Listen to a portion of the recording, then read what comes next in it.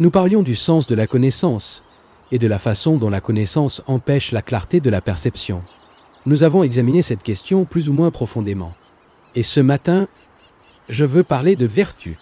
Pour enquêter sur cette question, il est nécessaire de considérer l'influence de la société, la signification sociale de la vertu et de l'autorité, ainsi que l'état de solitude.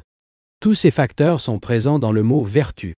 Premièrement, nous avons la question de l'influence sociale. Comment nous sommes façonnés par la structure sociologique et psychologique de la société. La façon dont nous pensons, la façon dont nous agissons, notre sens des responsabilités, si je peux utiliser ce mot, dont nous avons parlé d'un autre jour. Tout cela est le résultat d'une influence sociale. Psychologiquement, nous ne sommes pas séparés de la société.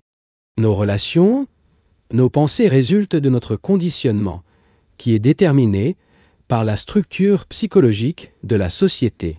Bien que nous soyons éduqués dans les écoles et nous obtenons une certaine partie des connaissances techniques dans diverses spécialités, en règle générale, nous sommes à la merci de la société. C'est que le personnage nous façonne. Nos idées religieuses sont conditionnées par la société, par la culture dans laquelle nous sommes nés. L'influence de la société façonne tout notre être. Nous sommes catholiques, protestants, juifs, hindous, ceci ou cela avec l'ensemble correspondant de dogmes, de croyances et de superstitions. Dans ce modèle, nous cultivons ce que nous appelons nos propres valeurs. Mais là, nous sommes également influencés, consciemment ou inconsciemment, par une multitude de choses. Pour le régime, l'ambiance dans laquelle nous vivons, pour les vêtements, les journaux, les magazines et les livres que nous lisons, pour la radio et la télévision. Si nous ne comprenons pas toutes ces influences pénétrantes et continues, si nous n'en sommes pas conscients, la vertu perd son sens. Lorsqu'il n'y a pas de compréhension de l'influence, nous suivons purement un modèle qui est devenu respectable. Et la respectabilité n'est pas vertu. Au contraire, la respectabilité est une chose horrible, et rien, absolument, n'a en commun avec ce que l'on peut appeler la vertu et que, plus tard, j'examinerai. Ainsi, si nous voulons vraiment comprendre la solidité extraordinaire, la vitalité et la force de la vertu, nous avons tout d'abord être conscients de l'influence, non seulement de l'influence que nous recevons consciemment, mais aussi de l'influence inconsciente, pour laquelle nous sommes ordinaires, nous sommes si réceptifs, et qu'il est beaucoup plus difficile à comprendre. Eh bien, est-il vraiment possible d'être exempt d'influence? L'influence de notre femme ou de notre mari, de nos enfants, de la société et de tout ce qui nous entoure. Est-il possible d'être exempt de cette influence exercée chaque heure sous forme de publicité par des journaux et des livres? Si nous disons qu'il est impossible d'en être libéré, auquel cas l'affaire est fermée. Il n'est pas nécessaire de continuer à enquêter. Et la vertu devient une simple imitation, un ajustement à une norme. Société, avec son code d'éthique, ses responsabilités, ses valeurs traditionnelles, oblige l'individu à s'adapter à la norme établie. Et cet ajustement appelle la moralité. Immorale est la personne qui s'écarte de la norme. Mais bien sûr, nous devons être totalement exempts de la norme. Nous sommes complètement libérés de la structure psychologique de la société. Cela signifie que nous devons percevoir toute cette structure en nous-mêmes, à la fois dans l'esprit conscient et inconscient. Et il est très difficile d'être conscient de notre conditionnement inconscient. Consciemment, nous pouvons rejeter la structure morale de la société, et il y a beaucoup de gens qui le font. Ils secouent les épaules et la mettent de côté. Mais l'influence de la société ne se limite pas au siècle actuel. Il comprend également l'immense passé, toute sa propagande, sa tradition, et ce modèle est profond et fermement basé sur l'inconscient.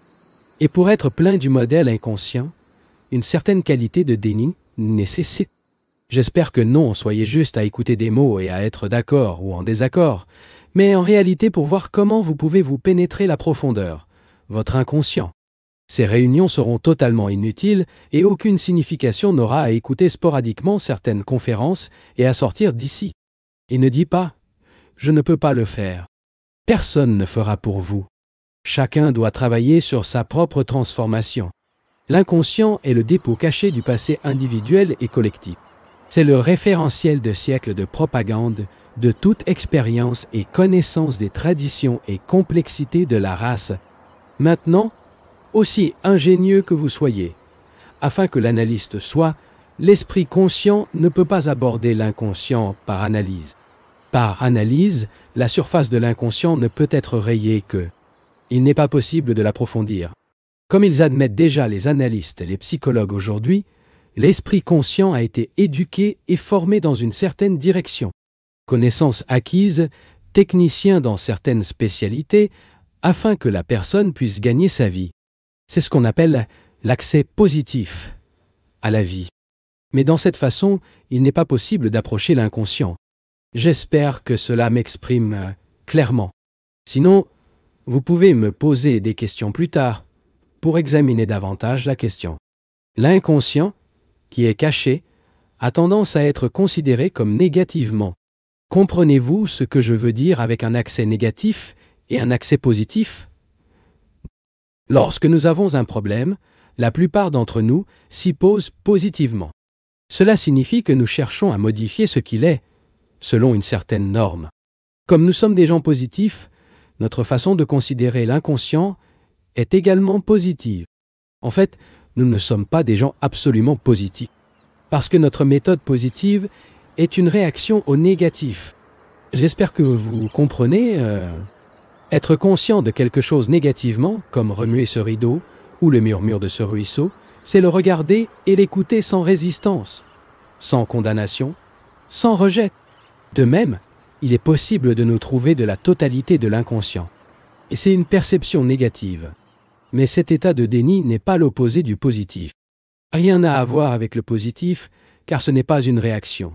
Si vous voulez comprendre une chose, votre esprit doit être dans un état de déni.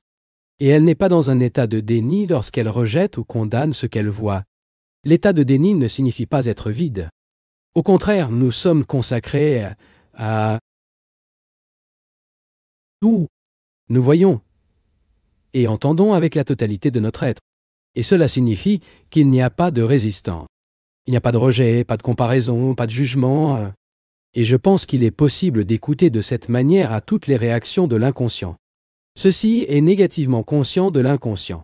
Si vous pouvez le faire, et c'est une vérité, la seule façon de se rapprocher de l'inconscient, alors l'inconscient sera totalement et immédiatement, naturellement, peut procéder à étapes, analysant dans chaque condition de conditionnement, chaque tradition, chaque valeur, en ce qui concerne la surface, étant un travail extrêmement prolongé et ennuyeux. Et de cette façon, votre examen ne sera jamais total.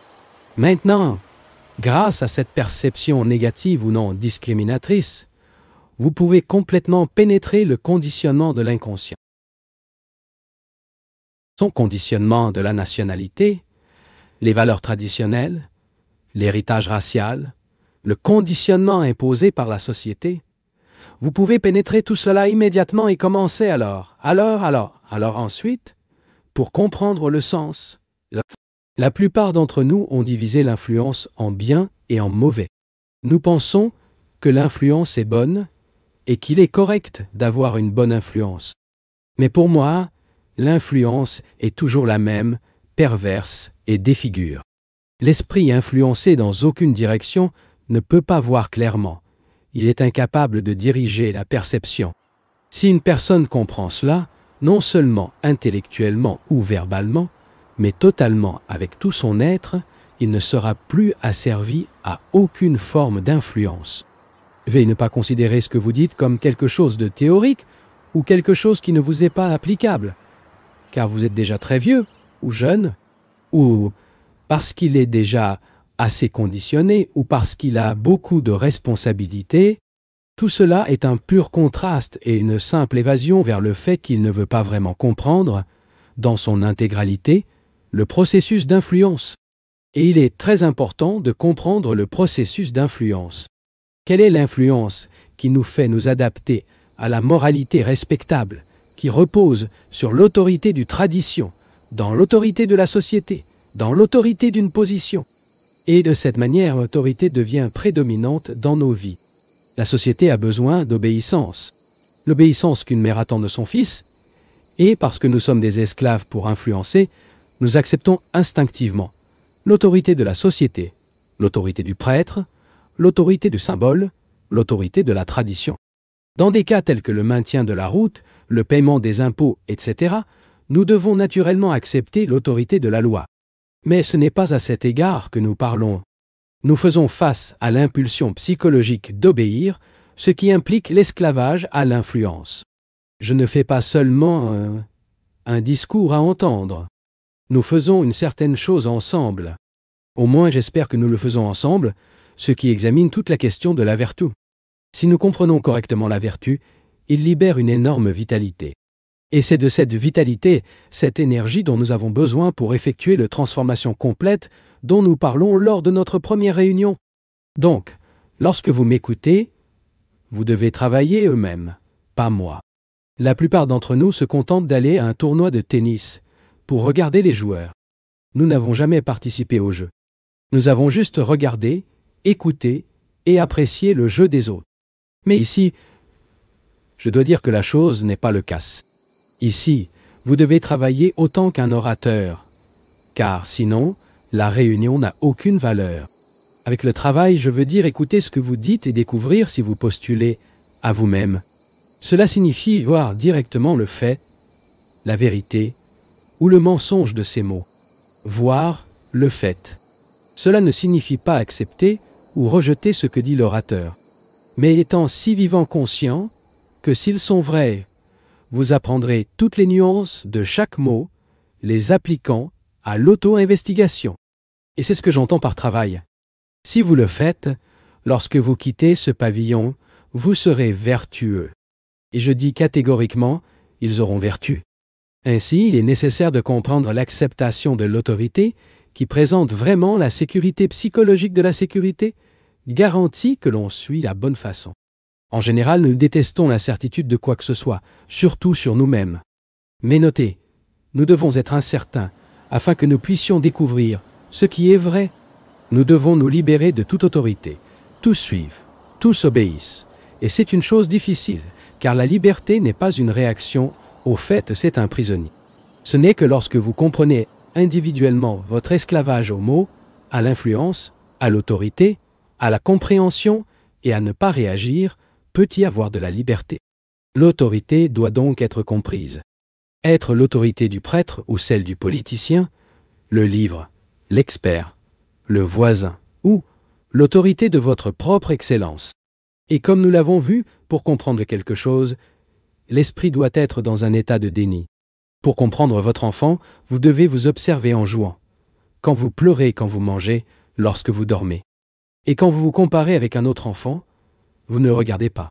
De même, nous devons observer le désir instinctif d'obéir, de suivre, de s'adapter, d'imiter. Nous devons l'examiner profondément en nous. L'ajustement est évidemment nécessaire dans certaines choses. Le langage dont nous servons à parler est basé sur l'ajustement d'un modèle linguistique établi.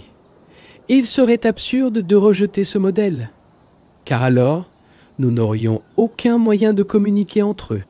Je ne me réfère pas à l'ajustement pour accepter les faits nécessaires et les faits évidents, que nous sommes tous d'accord. Je me réfère à un ajustement psychologique, à l'acceptation ou à l'imitation psychologique qui représente essentiellement le désir de sécurité. En règle générale, nous craignons de faire des erreurs. Nous recherchons toujours du succès dans ce monde où, psychologiquement, nous voulons atteindre quelque part. Par conséquent, l'obéissance, ce qui signifie accepter la structure psychologique de la société, devient extraordinairement important. Si vous comprenez le sens total de cela, vous verrez que l'essence même de la vertu est la solitude. S'il n'est pas complètement seul, ce n'est pas vertueux. L'esprit n'est que lorsqu'il a compris l'influence et n'est pas contaminé ou battu par lui. Cet esprit ne cherche plus de position ou de pouvoir et est donc exempt d'autorité et d'obéissance, et ce qu'il faut suivre. L'état de solitude n'est pas une réaction. Ce n'est pas une évasion vers la foule. Cela ne signifie pas se rétracter et devenir ermite, ou vivre isolément, car tout cela est une réaction.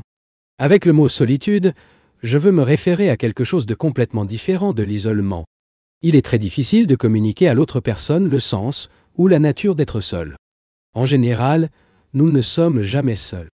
Vous pouvez vous retirer dans les montagnes et vivre en tant que prisonnier, mais même si vous êtes physiquement seul, vous serez toujours accompagné de vos idées, de vos expériences, de vos traditions, de la connaissance des choses passées. Le moine chrétien, dans sa cellule monastique, ce n'est pas seul.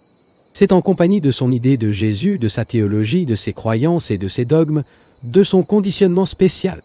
Identiquement, le sannyasi de l'Inde qui se retire du monde et vit en isolement n'est pas seul, car il vit également avec ses souvenirs. Je me réfère à une solitude dans laquelle l'esprit est libre du passé.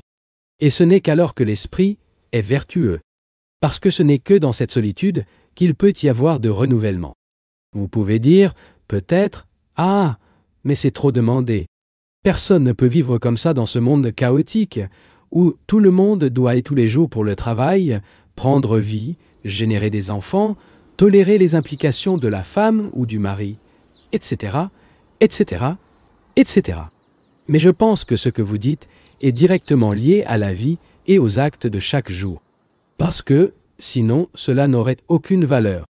De cette solitude vient une vertu virile et imprégnée d'un sentiment extraordinaire de pureté et de douceur. Peu importe que nous fassions des erreurs, l'important est de l'avoir sentant que nous sommes complètement seuls, pas contaminés.